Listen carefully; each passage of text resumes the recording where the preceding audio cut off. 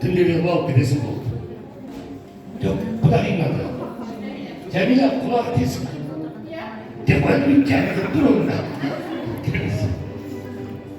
Ал құрметті қауым, мынау аттан қазақта салттан құламаған қазақты сол бұрынғы соңғының жолы деп мына келешек болашақ келінімізге алып келген сырғамыз бар.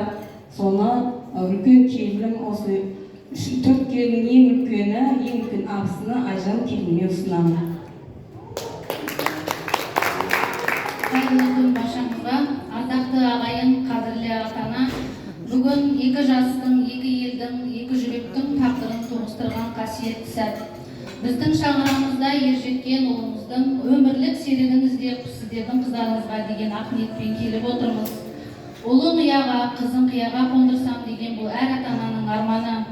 Қызын аламаттандыруға келіп барған жайымыз бар. Сырғамызды тақпастан мен өзіңді таныстыра өтейін. Шапрашты елінің қызы, жетімдер елінің келіні, сіздерге болашақ күйеу бала, менің аққайыным, ол жастың жеңгесі болам. Құдай қаласа қыздарымызға алғысым болам, есімім Айжан. Бүгін дәрежем бір сатыға көтеріліп, сырға салу рәсімі маған бұйырыпты. Қолым оң болсын, қыздарымыз мен сияқты ана келін болсын, әулетімізге сыйлы дана келін болсын. Құдалықтың соңы берекелі болып, екі ел бір-біріне жақын туыс болсын дегім келеді. Рұқсат болса, ризашылықтарыңызды алып сырғамызды тағайық.